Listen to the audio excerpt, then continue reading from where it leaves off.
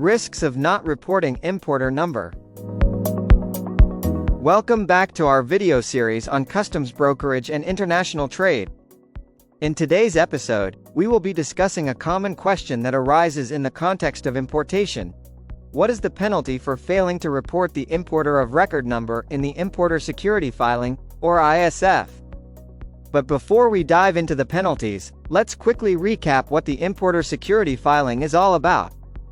The ISF is a U.S. Customs and Border Protection (CBP) regulation that requires importers or their authorized agents to provide specific shipment details before the goods are loaded onto a vessel bound for the United States. One of the pieces of information required in the ISF is the Importer of Record (IOR) number, which identifies the party responsible for ensuring the goods comply with all customs laws and regulations. Failure to report the correct IOR number can result in penalties. Now, let's get into the penalty structure for failing to report the importer of record number in the ISF. The penalties can vary depending on the severity of the non-compliance.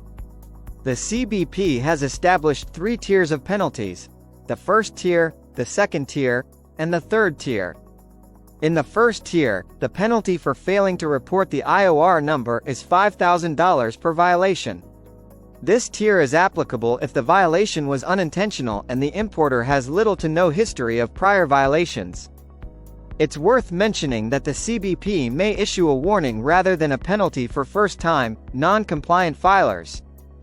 Moving on to the second tier, the penalty amount increases to $10,000 per violation.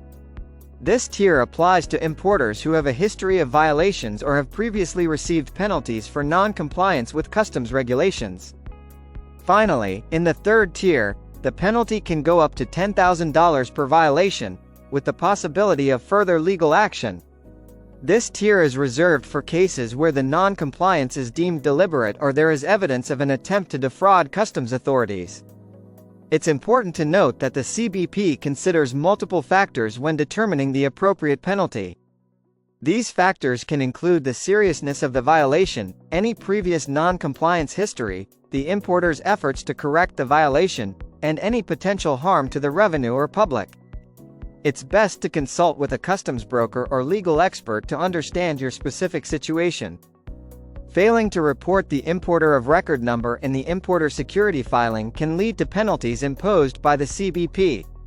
The 3 tiers of penalties range from $5,000 to $10,000 per violation, depending on the severity of the non-compliance and the importer's history. As with any customs-related matter, it's crucial to ensure compliance to avoid penalties and potential legal consequences. That's it for today's episode. We hope this information has been helpful to you. If you have any further questions or topics you'd like us to cover in our future videos, please let us know in the comments below. Make sure to subscribe to our channel and hit the notification bell so that you don't miss out on our upcoming videos. Thanks for watching. Disclaimer note below. See you soon.